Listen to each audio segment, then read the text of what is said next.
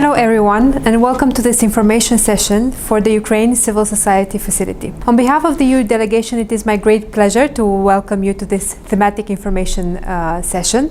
My name is Sinziana Poiana. I work for the EU delegation to Ukraine, and I cover civil society support there. The reason you're here is because you are interested in one of the lots that make available funding for civil society organizations within our recently launched call on the 16th of June.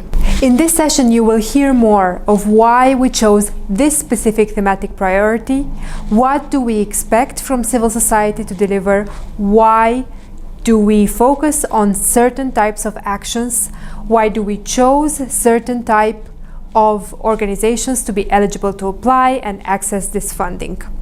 So for the next 45 minutes or so, you will hear presentations from colleagues from the EU delegation to Ukraine who will speak to you about the specific sector you are interested in, but also we will take some of your questions that you submitted through your registration form and try to answer them as good as possible and as interesting for you as possible. A small reminder, even though you submitted questions through the registration form, do not forget to also send them to our email address and ask for official clarifications if you need them or if you have further inquiries that you would like to make. You have this possibility open until July 24. Before we move to the presentation of the specific thematic area, I would just like to recall a few elements of the call. For those of you who are not able to attend the general information session on June 22nd, please take a moment and have a look at it on EU Prosteer website. You will be able to retrieve the recording for that session and hopefully have your own presentation of what the general call is about, if it is easier for you to do it that way than by reading the guidelines. I wish you all the best of luck with the application for this call, and I do hope that this information session will be very useful for the design of your concept note and that you will finally decide to apply for this call and be successful to the next stage. Until then, deadline 14th of August, remember, stay well and safe.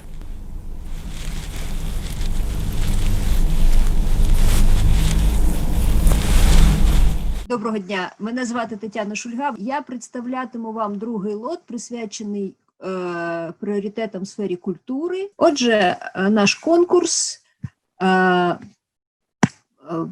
який безпрецедентний за обсягом, як вже зазначалось Сінзяною, 12,5 мільйонів євро з 7 лотах, конкретно під лотом, про який ми говоримо зараз, розподілятиметься 3 мільйони євро. Лоти конкурсу, як ви бачите, перераховані на екрані.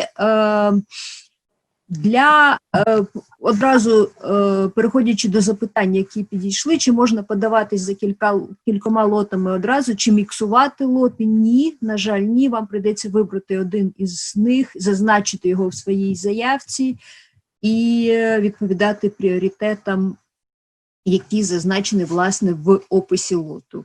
Справді, бувають тематики, бувають проєкти, які могли би бути подані за декількома лотами одночасно, але все ж таки вам прийдеться зробити вибір і пристосуватися саме до тих умов, які зазначені в вашому лоті. Отже, культура. Чому Європейський Союз звертається до тематики культури останні роки все більше і більше? Культура працює не на раціональному рівні, вона працює з такими речами, як емоції, як цінності і, власне, як ідентичність людини. А це якраз та проблематика, яка наразі становиться не просто важливою, а стратегічно важливою для існування України як держави. Культура, на наш погляд, є найкращими ліками від пропаганди і являється тим, що може ефективно протидіяти пропаганді. Чому? Якщо в контексті пропаганди культивується страх, безсилля, негативні емоції, розчарування, то культура, навіть коли вона звертається до жорстких тем, все ж таки пропоную надію, пропоную шляхи розв'язання, пропоную багатовимірність у представленні реальності. Пропаганда вміло використовує стереотипи, культура їх розвінчує. Пропаганда орієнтує перш за все в минуле, в той час як культура працює з майбутнім. Навіть коли вона працює з культурною спадщиною, коли ми звертаємося до тематики культурної спадщини, ми поєднуємо минуле і майбутнє, нові покоління, нові сенси, які закладаються в культурну спадщину. І культура пов'язана із розвитком. Саме в такому контексті ми представляємо пріоритети цього конкурсу заявок. Які пріоритети ми вам пропонуємо? Це співпраця між організаціями громадянського суспільства, державного сектору, органами місцевої влади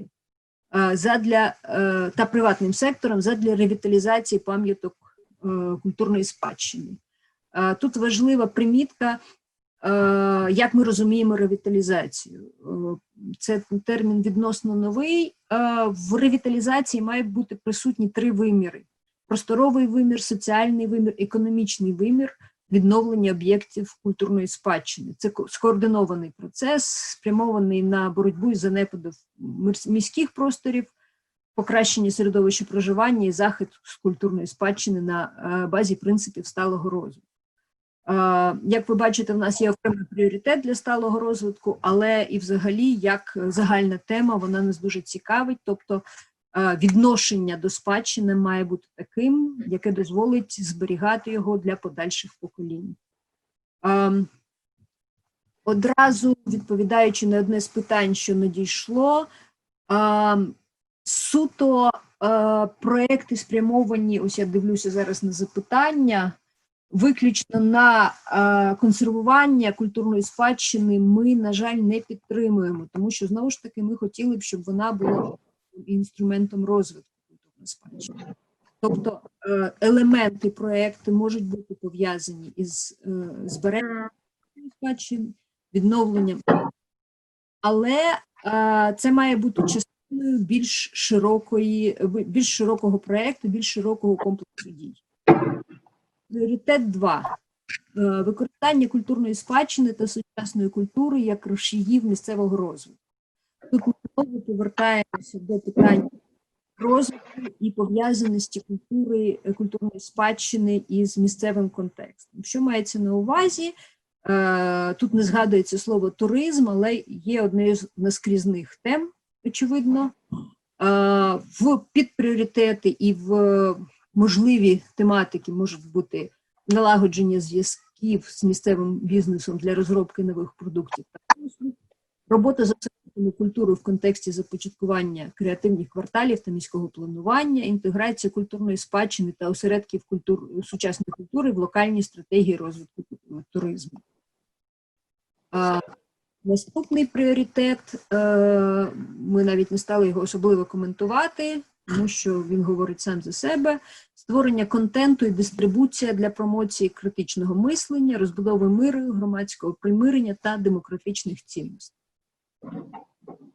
В четвертому пріоритеті ми звертаємося до викликів, які постали перед Україною в останні місяці, але, скоріш за все, будуть так чи інакше випробовувати культуру на витривалість і в наступні роки. Це розвиток стійкості і адаптивності місцевого культурного середовища та місцевої культурної спадщини через крос-секторальні партнерства, сталі підходи до інституційної спроможності, новітні моделі надання послуг та фінансування.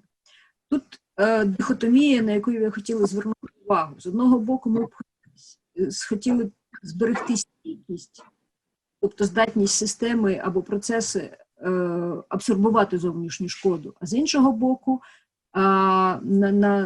це питання адаптивності, тобто здатності змінюватись у відповідності до нових умов, викликів або завдань.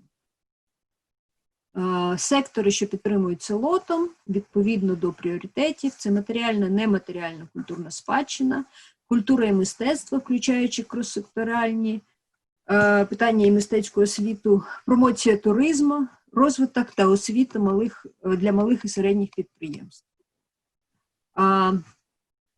Хто може отримати грант?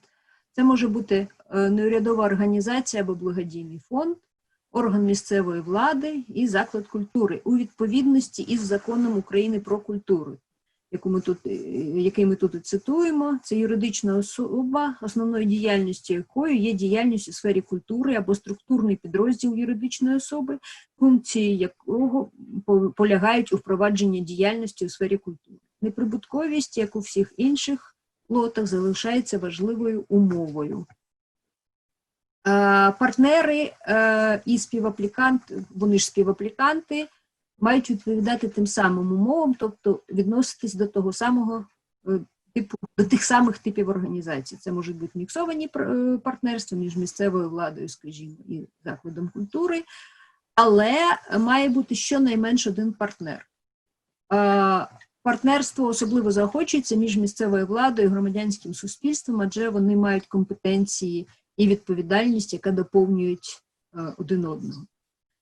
Максимальна кількість партнерів за проєктом – 4. Партнери можуть бути лише українські організації, адже ми вважаємо, що в сфері культури компетенції українських організацій для реалізації проєкту за цими пріоритетами більш ніж достатньо. Строки проєктів і обсяги фінансування. Проєкт може бути мінімум 400 тисяч євро і максимум 1 мільйон євро. Власне, це повертає нас до питання співаплікантів. Як ви бачите, це значні обсяги фінансування і подаватися мають організації щонайменше вдвох. Відсотки теж зазначені, 60-90, і тривалість проєктів 24-36 місяців. Далі лише невелика частина проєктів і дій, які можуть бути підтримані. Формат презентації не дозволяє привести всі приклади, наведені, власне, в вказівках для пошукачів. Будь ласка, ознайомтесь і зверніть увагу, це не вичерпний перелік. Це розробка туристичних продуктів на базі культурної спадщини. Регрантінг, звертаю вашу увагу, ми дуже його заохочуємо, так само, як і співпрацю між місцевою владою і неурядовими організаціями або державними структурами. Регрантінг – допомога третім сторонам до 30 тисяч євро. Тобто ви можете однією з компонентів вашого проєкту зробити, власне, допомогу меншим організаціям, що існують в полі вашого проєкту. Або локально, з огляду на місцевість, або, скажімо, тематично. Сюди ж можуть входити такі речі, як кампанії в соціальних мережах, розробка IT-інструментів, включаючи гейміфікацію, використання віртуальної реальності, доповненої реальності для промоції культурної спадщини та розвитку туризму. Розробка освітніх курсів та матеріалів, інших освітніх інструментів для культурних підприємців, артистів, провайдерів туристичних послуг і так далі. Знову ж таки, це не вичерпний перелік, тому, будь ласка, дивіться на інші приклади або, власне, розробляйте свій проєкт відповідності до пріоритетів. Що не дозволяється? Знову ж таки, повертаючись до частини ваших проєктів, вартість ремонту чи будівництва, чи реставрації в рамках, тобто роботи в межах проєкту не може перевищувати 50%. Фінансування окремої культурної події, фестивалю бути підтримано за цим лотом, якщо вони не є частиною більш широкого проєкту. Тобто в межах проєкту ви можете проводити окремі культурні події, фестивалі, але це не є основне. І не може бути 100% фінансування проєкту без внеску подавача чи партнерів. Враховуючи, що мені відвели достатньо багато часу і все ж таки багато організацій будуть подаватися вперше, я використаю цей час для невеликої кількості порад стосовно заявок, які полегшать життя і вам, і нам, як оцінювачам. Перш за все, обов'язково ознайомтеся з критеріями оцінки. Вони наведені в вказівках для пошукачів. Зверніть на них увагу і намагайтеся теж розглядати себе, власне, в контексті цих критеріїв. Це операційна і фінансова спроможність подавача і партнерів. Чи зможе ця організація чи ця група організацій, власне, управляти таким великим грантом? Чи стабільні вони, чи є в них попередній досвід. Буде, без сумніву, оцінюватись релевантність проєкту не просто загальній тематиці конкурсу, а, власне, пріоритетам конкурсу, які визначені, а також місцевим потребам країни, місцевості, сектору, цільових груп. Внутрішня логіка проєкту є дуже важливою складовою, відповідно, яка впливає взагалі на життєздатність того чи іншого проєкту. Підхід до здійснення, методика, реалістичність оцінювач, задіяність всіх партнерів. Дуже не хотілося б бачити формальні партнерства, де, очевидно, один із співаплікантів вписаний просто, аби відповідати кількості, або взагалі не має якоїсь специфічної конкретної ролі в рамках проєкту. Нам би хотілося бачити проекти із сталими результатами, тобто чітко розуміти, що станеться із проектом, з його діяльністю, результатами після закінчення. І, власне, бюджет проекту, наскільки він відповідає місцевим цінам, наскільки він ефективний з точки зору співвідношення зроблене і вартість зробленого. Проекти будуть оцінюватись експертами-оцінювачами. Будь ласка, зверніть увагу, Google Translate, хоч він і вдосконалюється із року в рік, все ще недостатньо добрий для того, щоб використовувати його для перекладу проектних заявок. Будь ласка, зверніться до професійного перекладача і зробіть вашу заявку такою, що можна прочитати і зрозуміти. Будь ласка, не експериментуйте з заявкою. В пакеті для подавачів є специфічна заявка в певному форматі, за якою, власне, йде оцінювання. Якщо ви починаєте знищувати частини заявки або, навпаки, додавати щось своє, це може вплинути на оцінювання. Довга забюрократизована назва, насправді не є дуже важливою річчю, але потім вся ваша комунікаційна складова, всі ваші речі від банерів до ручок, якщо ви захочете їх додрукувати, мусимуть містити всі ці 50 слів назви. В описі контексту, будь ласка, не звертайтесь на загальновідомих фактів, як то, що в Україні є Конституція або що пройшла Революція Гідності. Хотілося б щось більш специфічне, яке, власне, стосується конкретно вашого проєкту. І, будь ласка, не використовуйте копі-паст вказівок для пошукачів при описі свого проєкту. Будь ласка, зберігайте той формат, ту кількість знаків і обсяг заявки, який вказано у заявці, це дуже чітко прописано. Не грайтеся із стилями, не йдіть в наукообразність або літературщину. Будь ласка, не копіюйте, навіть якщо у вас немає чого написати, все ж таки намагайтеся описати це якось по-іншому, а не просто копіювати один і той же текст в різних частинах заявки. Вони прорізні. І було б добре, якби ви не використовували старі заявки без суттєвої переробки, бо інколи можна побачити, що цей текст, очевидно, був для когось іншого. І хотілося б бачити певну логіку у вашій заявці.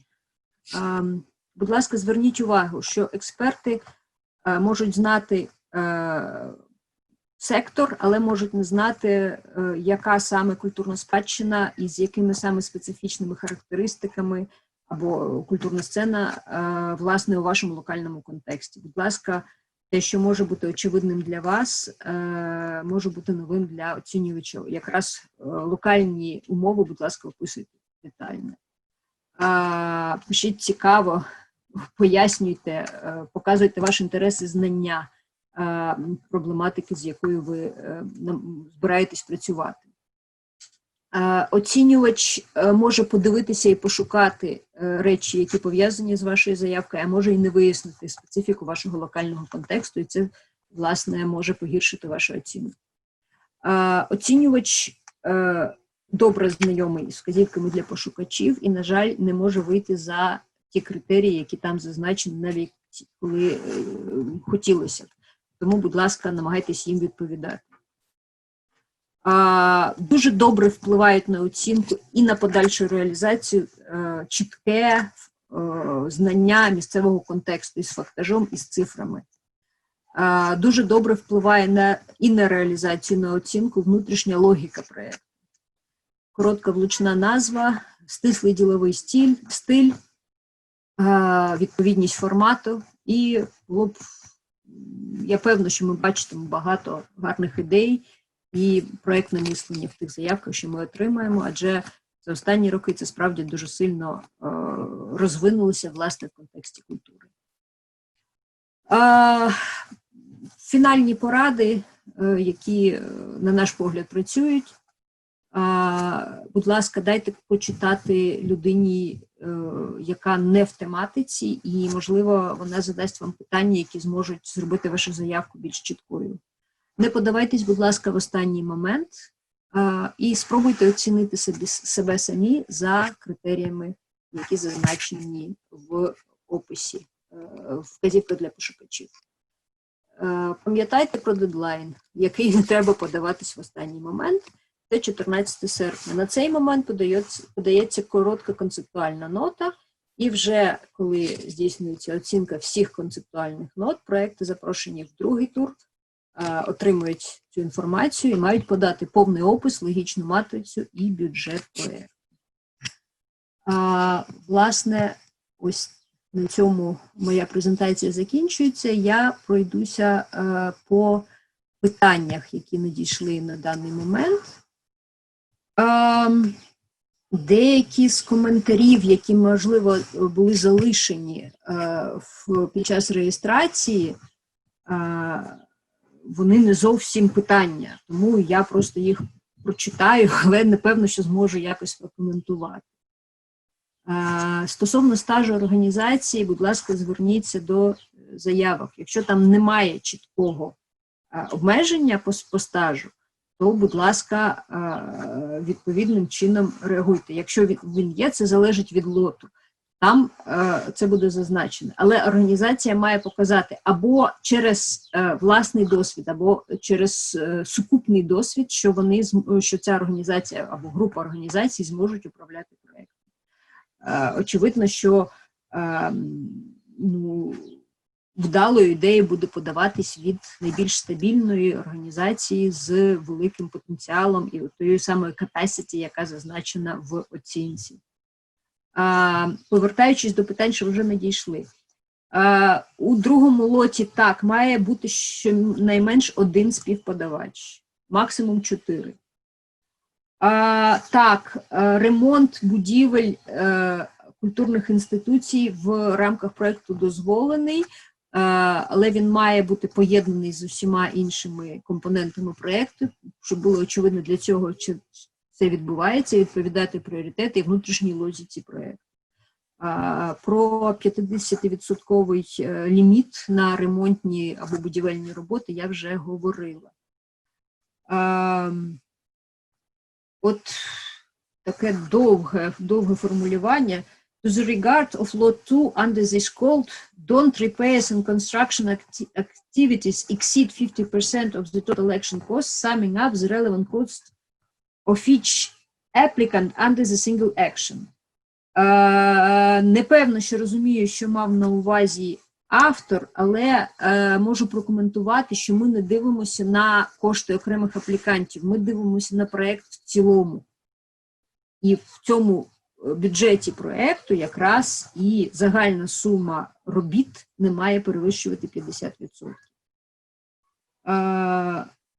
Третє питання звучить так. About recognition of key stakeholders in the field of culture as drivers of local development. Ну, да, ось такий у нас лот. Is it possible to apply for the preservation of cultural heritage? Як вже я говорила, це має бути все ж таки прив'язано до пріоритету, і культурна спадщина має якимось чином впливати на місцевий розвиток. Тобто так, можна займатися збереженням, але краще це буде ревіталізація і якесь стале і включення культурної спадщини в місцевий розвиток. Як нам податися разом із specific municipality?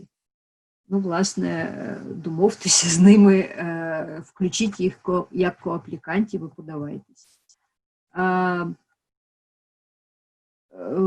The details and specifics of application process for the cultural projects involving Ukrainian regions during pandemic times.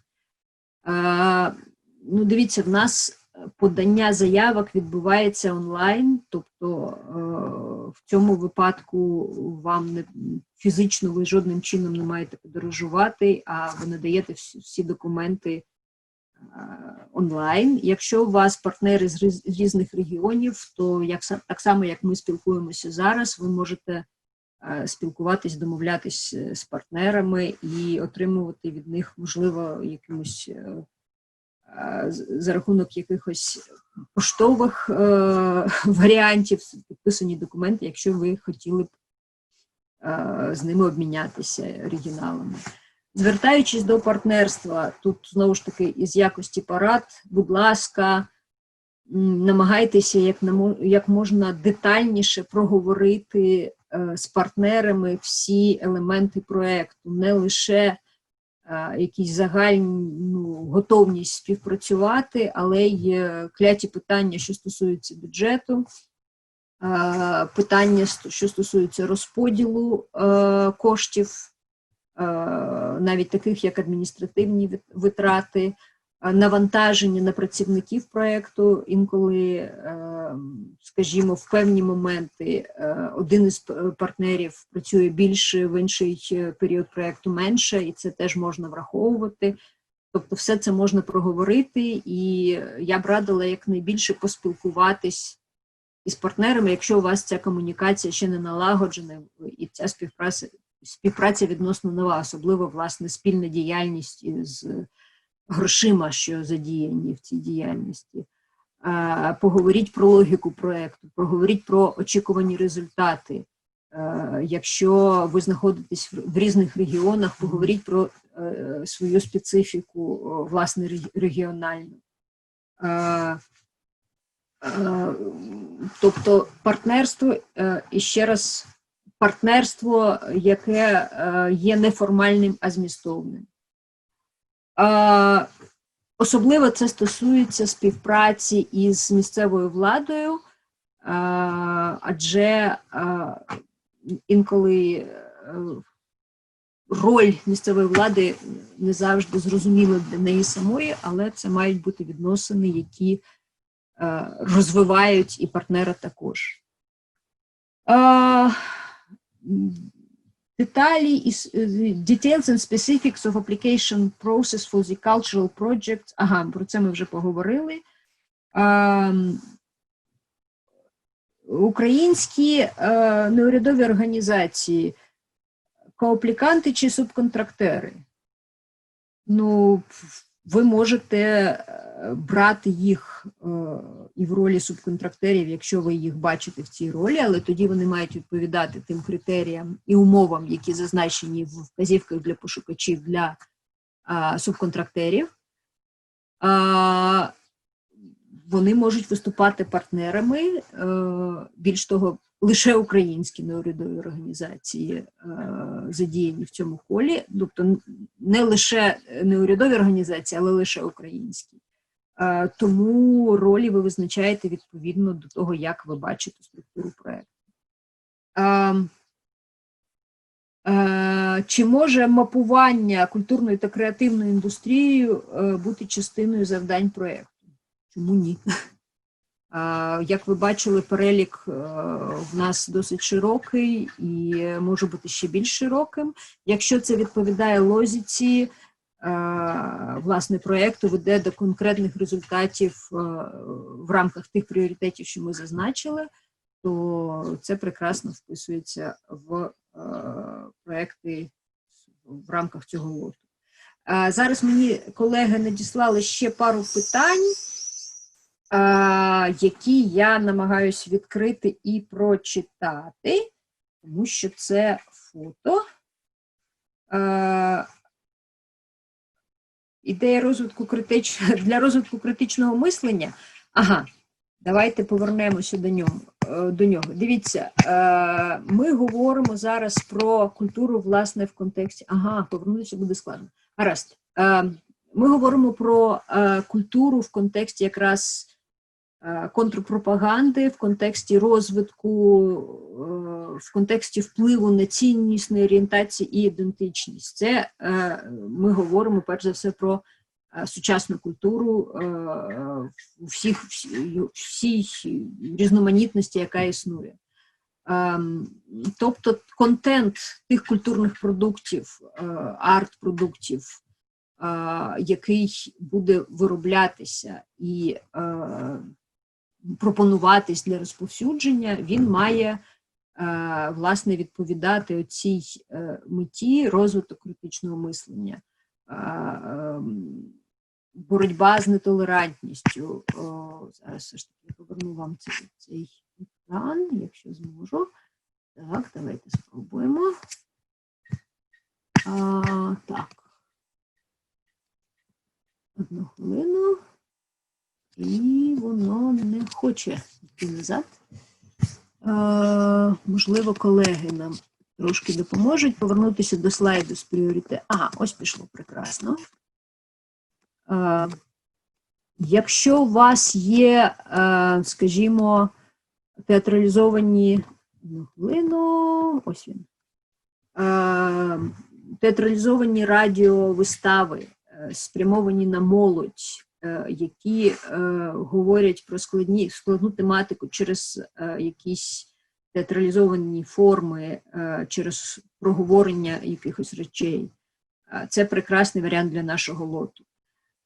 Якщо ви робите певні перформанси, які дозволяють зустрітися людям із протилежними поглядами, проговорити, промалювати, якось викласти те, що в них наболіло, обговорити це, це прекрасно нам підходить. Якщо ви можете задіяти молодь, що знаходиться в складних умовах, і, скажімо, розвинути її творчий потенціал, це прекрасно підходить під цей пріоритет. Насправді, прикладів дуже багато, від серіалів до фотомистецтва, тобто це дуже широкий пріоритет, але тут має бути оцей, скажімо так, підтекст і розуміння, що ми працюємо з цінностями. І коли ви його плануєте, це не просто мистецтво для мистецтва, все ж таки пріоритет, де є момент обговорення складних питань, якось їх виявлення і подальшої дистрибуції. Йдемо далі. Тут у нас ще питання. Як отримує гроші партнер? Ну, це вже завдання розподілу між партнером і кооплікантом. Ми перераховуємо гроші основному партнеру, тобто апліканту, і він нам звітує. Відповідно, він організовує перерахунок грошей після отримання до коаплікантів.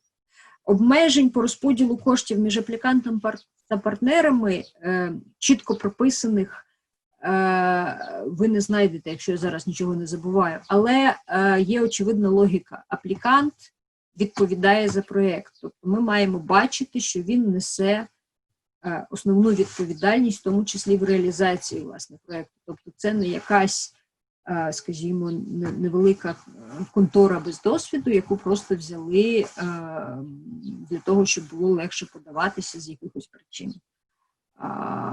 Ось, на це теж на ролі і розподіл завдань дивляться в процесі оцінки, і він має відповідати ролям співаплікантів у проєкті. Якщо більша задіяність, більша відповідальність, то, мабуть, ми очікуємо, що ця організація є основним подавачем. Так, дивимося далі на питання. Трохи детальніше розповідати про зміст заявок окремі напрямки. Ага, якраз про це ми поговорили. Як ГО має показувати співфінансування по гранту? Ну, власне, ви маєте, спочатку ви подаєте,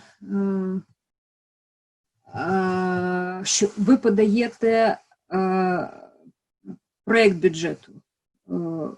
І там ви зазначаєте, що ви готові співфінансувати 10%. І з вашої фінансової історії більш-менш зрозуміло, і ви якось зазначаєте, як саме ви це плануєте робити. Про це вас питають і в процесі, власне, співбесіди і підготовки контракту. Але показати, що ось на даний момент у вас на рахунках лежить ця сума, ви не повинні. Це вже, це буває, що це фінансування третьої сторони, що ви його знаходите пізніше, що вам, знову ж таки, це мають один із коаплікантів, або ці гроші з'являться у нього в якийсь момент, що це надасть інший донор і так далі. Кожного разу варіанти досить відрізняються індивідуальні. Це можуть бути співфінансування місцевого бюджету, наприклад, який буде потім прийнято через відповідне рішення місцевої ради. Але, звичайно, ви маєте забезпечити, щоб ці гроші були, інакше ваш проєкт просто не можна буде реалізовувати. Так, зараз хвилинку, я бачила, ще є якесь питання. Ніби все. Так. Здається, всі питання я пройшла. Зараз подивимося на... Ага, є ще цілий пакет. Очікувані результати за лотом, якісні і кількісні, це сума тих проєктів, які будуть відібрані. Як ви бачите, ми маємо 4 пріоритети. Я не скажу, що там буде баланс, що ми хочемо мати 4 проєкти по одному за кожним пріоритетом. Якщо будуть більш якісні, скажімо, що пов'язані з місцевою спадщиною, то ми підтримуємо 4 проєкти в сфері місцевої спадщини. За кожним проєктом, відповідно до специфічних цілей, які зазначаються, визначаються власні результати.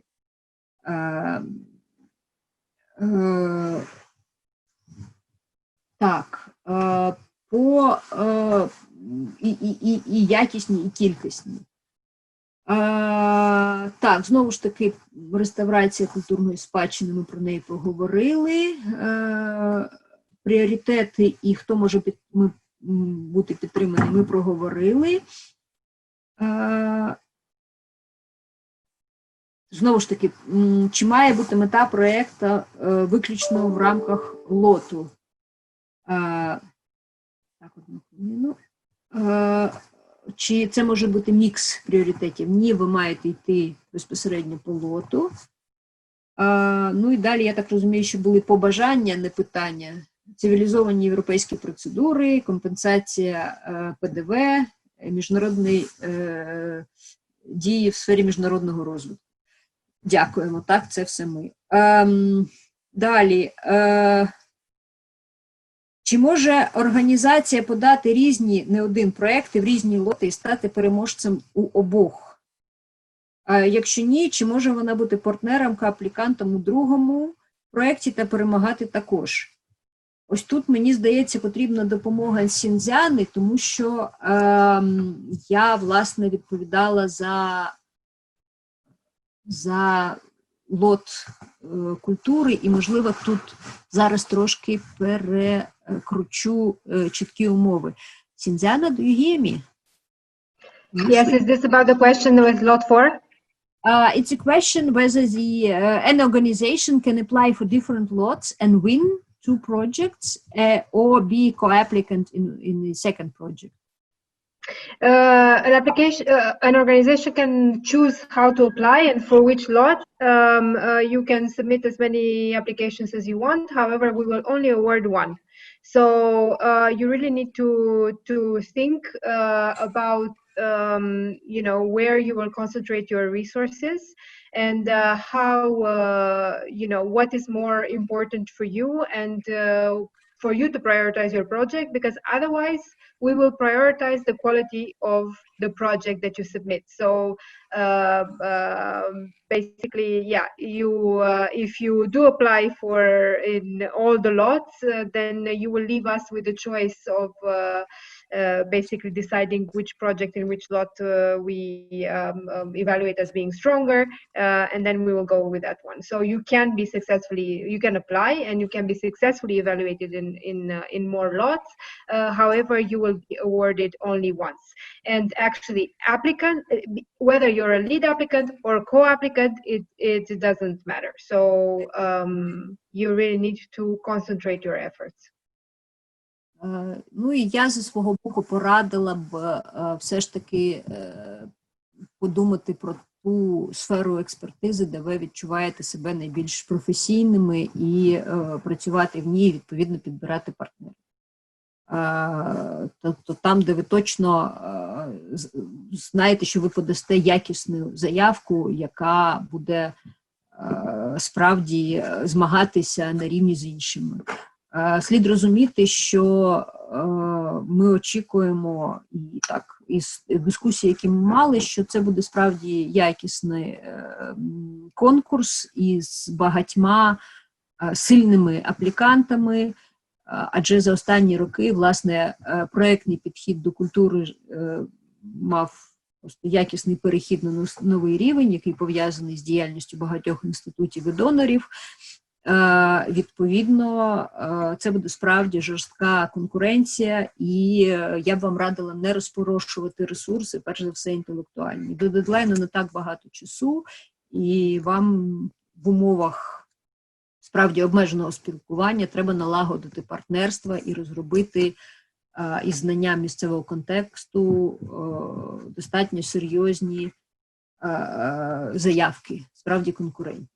А стосовно місцевого контексту, розумієте правильно, це не обов'язково має бути проєкт чітко прив'язаний до конкретної місцевості. Це може бути проєкт національного рівня, якщо, знову ж таки, він відповідатиме пріоритетам і враховуючи обсяги фінансування, але мають враховуватися і, власне, інтереси місцевого розвитку, конкретні люди на місцях, їх культурні потреби і їх економічне становище. Наскільки я розумію, ми йдемо з випередженням, у нас є ще пару хвилин. We do have some minutes as of now. Тому, якщо у вас є питання, наскільки я бачу, працює чат. Ви можете зараз буквально ще пару, я візьму запитань і спробую на них відповісти. Будь ласка, скористайтеся. Тут Zoom-груп чат. Ось тут деякі колеги вже, власне, ним скористались. Прошу.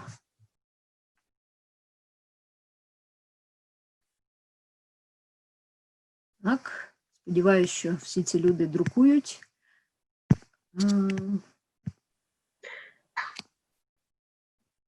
Okay, so there was a question that was sent to our colleagues. Can co-financing be non-monetary but volunteering? Yes, this is indeed what we're saying. To a certain extent, for all lots, within this 10% of co-funding that you are required to secure, a certain amount can be considered your volunteer work. However, note that you will have to substantiate this at the full application stage, like how did you calculate who these people are, how many days they would be working. So it really needs to make sense in the context of the action for us to take it on board. Are there limitations on how partners receive funds, how they should be distributed between partners? No, I don't believe there are, but Tatiana, do you have any views on this? But for sure in the guidelines we don't have any restrictions. Are there any limitations on how partners receive funds, how they should be distributed between partners? I already answered this question that there are no. Okay, sorry, I didn't realize. Here we have another question concerning investment. I don't see a part on investment within the budget, asks Viorel. Дивіться, в нас проекти передбачають надання допомоги третім сторонам, але стосовно інвестицій, тобто тематично це очікується, що потім є якийсь прибуток. Ці проекти, в принципі, не спрямовані на генерацію прибутку. Тобто ви можете це подавати як допомогу третім сторонам, яка піде на розвиток певних організацій. Власне, ось таким чином я б вирішувала ваше питання. Знову ж таки, це треба дивитися дуже конкретно, що ми не можемо зробити за умовами проведення конкурсів. На конкретні проекти, що ви мали на увазі? Це інвестиція в когось з партнерів, чи це якісь все ж таки конкурентні процедури? Так, хвилину.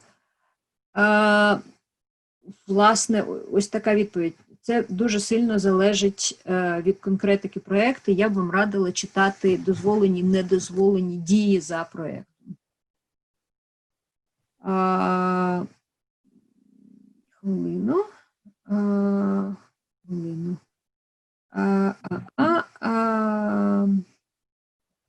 Чи можна змінити партнера? Ага, значить, після ОМС це в нас що? Цікаво. Орган місцевої влади після місцевих виборів. Ну, це було б досить дивно, адже, знову ж таки, ми маємо проєкт, очевидно, який ви подаєте, який вже прив'язаний до місцевих потреб. Тобто, якщо організація подається з певною співаплікантом, то, по-перше, в нього є своя роль, і він приймав участь у написанні заявки, а не просто є суб'єктом, який задіяний для галочки, і як ви збираєтеся його змінити. Якщо справді там приходять абсолютно інші люди, я б вам радила все ж таки в співподавачів, вибачте, брати виконавчі органи, які, власне, займаються культурою. Там не може бути такої різкої зміни. Далі, тому це в виключних випадках, знову ж таки, я зараз проконсультуюсь з Сіндзяною, чи не з'явились нових обмежень. В виключних випадках зміна або виключення одного з співаплікантів була можлива. Is it possible within our call to change or exclude one of co-applicants after the concept note if, say, local elections have changed the context drastically?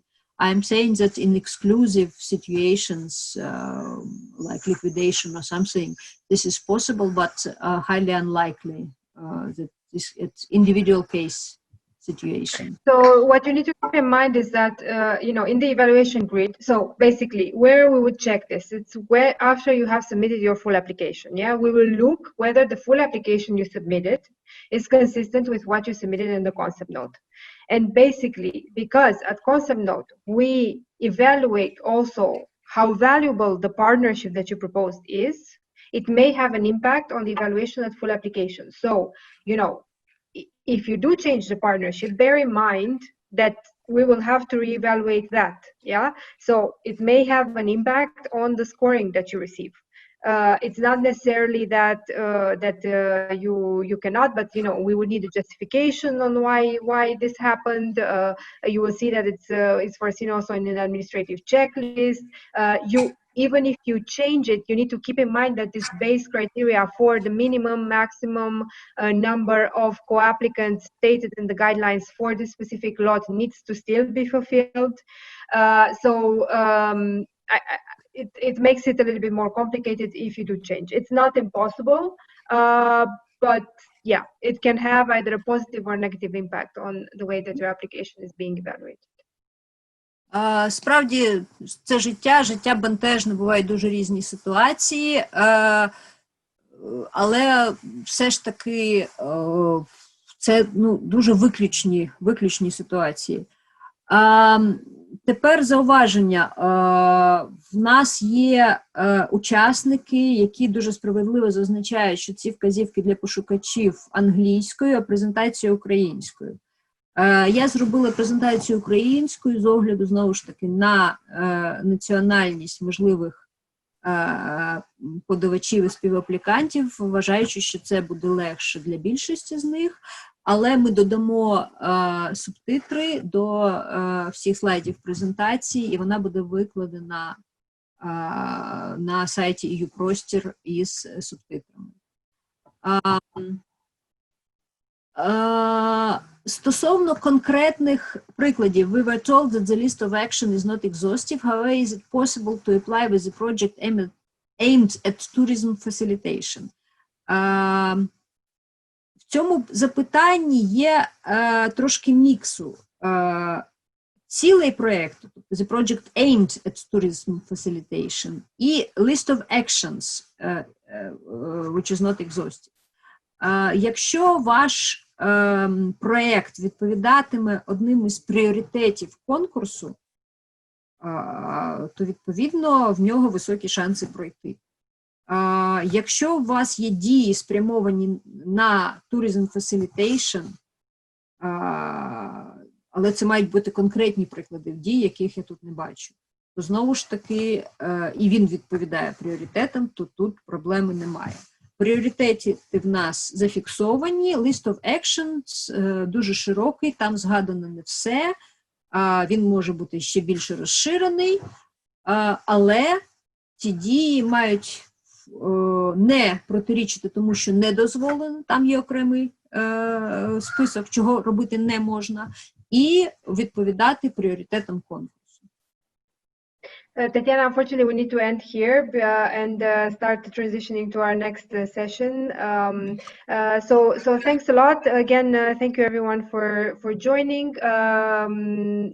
We will publish also the presentation, as Tatiana said, with English subtitles for those who are not able to understand the Ukrainian version, myself included.